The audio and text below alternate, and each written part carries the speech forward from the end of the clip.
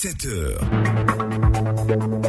Bonjour à tous et merci de rester connectés sur Radio Côte d'Ivoire. Amis auditeurs, vous suivez la deuxième session d'information de cette matinée constituée de l'espace de notre partenaire de l'Amérique et ensuite de la matinale des sports présentée par Fernand Kouakou. Juste avant tout ceci, suivez les grands titres de ce journal avec Denise de la Fafiette. Bonjour Denise. Bonjour Awa Touré, bonjour à tous. À la une de cette édition, la rentrée scolaire en 2018-2019, c'est dans juste 3 jours. Pour une meilleure orientation académique, la ministre de tutelle, Kandia Camara, annonce des réformes. Vous l'entendrez dans ce journal.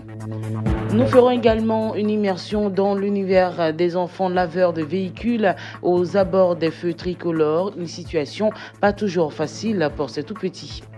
Et puis dans l'actualité internationale au Brésil, la campagne présidentielle est bouleversée. Le favori du premier tour de la présidentielle, Jair Bolsonaro, a été poignardé en pleine campagne hier jeudi. Son état de santé reste délicat. On démarre par cette information. L'ancienne présidente de la commission de l'UA a été reçue en audience ce jeudi par le président de la République. Nkosazana Dlamini Zuma salue les progrès réalisés par la Côte d'Ivoire.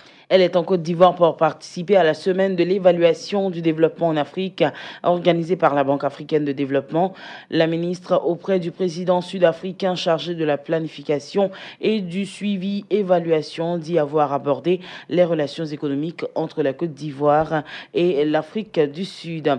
On parle toujours de coopération. La Chine déploie sa stratégie pour l'Afrique. Après le forum sino-africain qui vient de s'achever, l'ambassade de Chine en Côte d'Ivoire a organisé une conférence de presse hier à Abidjan, conférence animée par le premier conseiller de l'ambassade de Chine en Côte d'Ivoire. Kian Lixia revient sur l'engagement de la Chine à renforcer sa coopération avec les pays africains.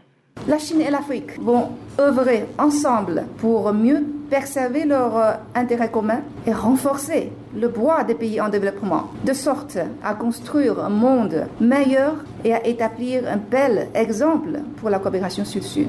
Les dirigeants chinois et africains sont unanimes à estimer que les relations sino-africaines ayant résisté à l'épreuve du temps et des aléas internationaux ont frayé un chemin de coopération gagnant-gagnant et sont aujourd'hui entrés dans la meilleure période de l'histoire. La Chine et l'Afrique entendent renforcer la synergie de leur stratégie et leur coordination sur les politiques, promouvoir la coopération dans le cadre de l'initiative La Ceinture et la Route et aux stratégies nationales de développement des pays africains.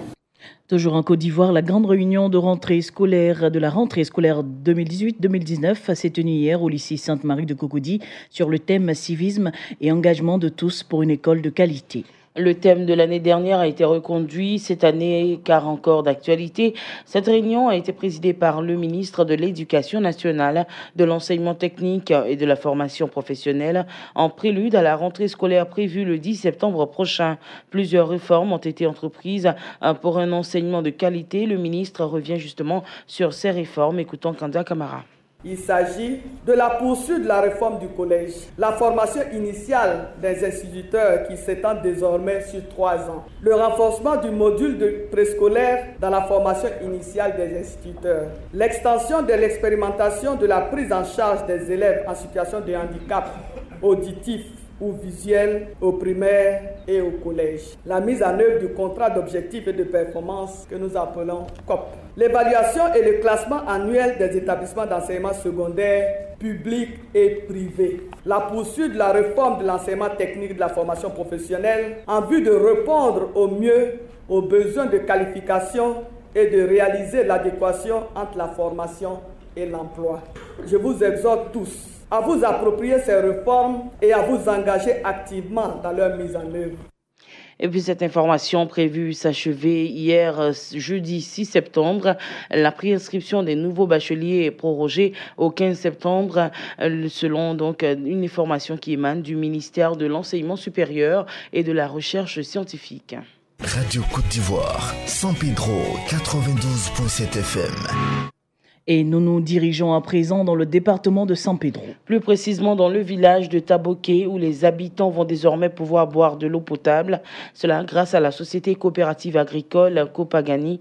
Elle a offert aux femmes de ce village des filtres à eau. Suivons les précisions de Sam Conan, notre correspondant régional dans le bassin Sandra. Taboké, village situé dans la sous-préfecture de Doba, département de San Pedro. Ici, les femmes avaient recours à l'eau des marigots ou des puits pour leurs besoins alimentaires. En attendant la construction des pompes villageoises, la société coopérative agricole Copagani vole le secours de ces femmes rurales. Des filtres à eau leur ont été remis par les différents responsables de cette coopérative agricole. En plus des filtres à eau, de l'engrais a été remis aux femmes afin d'avoir une bonne production agricole.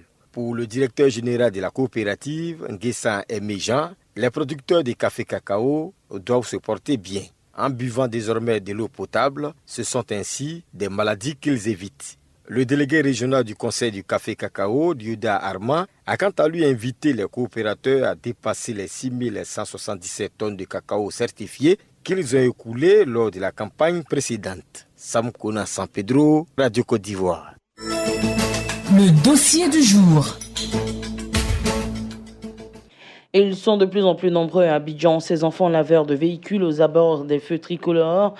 Qu'est-ce qui les motive malgré la brutalité et les injures dont ils sont souvent victimes? On trouvera les réponses dans le dossier du jour réalisé par Naomi Kamagaté et présenté par Nadège Kofi. Nous sommes dans la commune d'Adjamé, précisément au feu tricolore de la gendarmerie d'Agban. Il est 8h30. Arrêtés au feu, nous observons 4 enfants dont l'âge varie entre 10 et 14 ans. Un essuie-vitre et une bouteille d'eau contenant du savon liquide à la main. Ils essuient les pare-brises des véhicules lorsque ceux-ci s'arrêtent au feu. Louis Yaké Emmanuel, l'un des enfants, nous donne les raisons. Je suis levé le voiture parce que je suis en congé. Je fais ça pour aider mes parents à payer ma scolarité l'année prochaine. Par jour, je peux gagner 2000 francs, 3000 francs, souvent même 4000 francs. Mais ces enfants, qui pensent bien faire, sont par moments brutalisés, puis ils sont comparés aux enfants en conflit avec la loi, communément appelés microbes. Quand on veut laver, d'autres réagissent mal, d'autres réagissent bien. Souvent, mes pères nous insulter, ils sont dans la voiture pour venir nous gifler pour rien comme ça. Parce que quand on est venu laver la ville de voiture, il y a d'autres qui disent que l'eau là peut casser la ville de voiture. Donc, nous, on a arrêté ça. Souvent même, on nous crie là-dessus, n'est pas qu'on lave le vide, que nous sommes des microbes, mais nous ne sommes pas des microbes. Nous lavons des vides et on nous donne les 56 francs quand ceux qui ont gagné en à la maison, on donne à nos mamans et puis nos fournitures.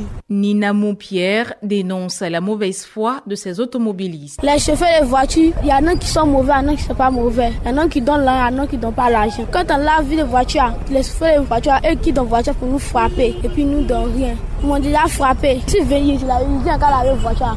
Dès qu'elle est lavée, la bouche côté m'a tapé ça, elle était là. Et puis la coupe est partie ça. Pacom Gadou, chauffeur de taxi, juge cette activité inutile. Quand ils font, c'est propre, mais c'est comme s'ils n'ont rien fait quoi, parce que nous-mêmes on peut faire ça à partir de là, nos véhicules nous-mêmes. Pour Vincent Oura, la place des enfants n'est pas au feu tricolore. Je viens trouver les enfants plein de chaussées en train d'essuyer la route, c'est pas trop joli à voir. Souvent, beaucoup se font arrêter un peu par les rétroviseurs, souvent masser les pieds.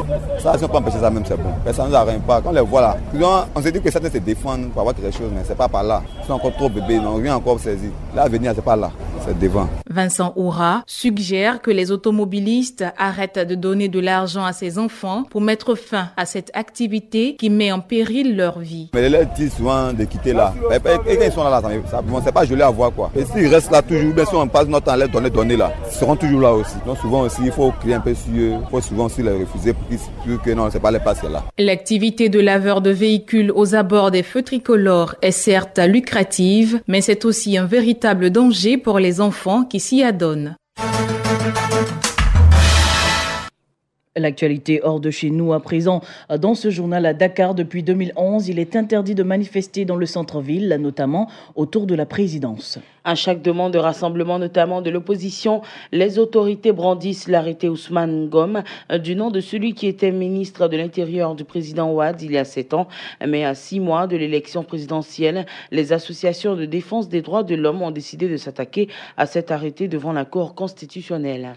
Un sommet très attendu entre les présidents iraniens, russes et turcs se tient ce vendredi 7 septembre à Téhéran. Au cœur des discussions, la Syrie et le sort d'Idlib, dernier grand bastion des insurgés dans le pays. Le régime et ses alliés menacent de lancer une offensive de grande envergure, tandis que l'ONU et les pays occidentaux mettent en garde contre un désastre humanitaire. Le sommet qui se tient à Téhéran réunit d'un côté la Russie et l'Iran alliés au régime syrien, de l'autre la Turquie donc proche des mouvements rebelles. Et puis, nous le disions en titre, à un mois exactement du premier tour de l'élection présidentielle, stupeur hier au Brésil, le candidat de l'extrême droite, Jair Bolsonaro, en tête des intentions de vote au premier tour, a été poignardé en pleine campagne dans la ville de Ruiz de Fora. Il a été donc opéré et pourrait être transféré vers un hôpital de Sao Paulo aujourd'hui vendredi. Son état de santé reste délicat. Et c'est ici que prend fin ce journal. Merci de nous avoir suivis. Je vous laisse en compagnie de Awa Touré. Merci Denise. Merci Denise.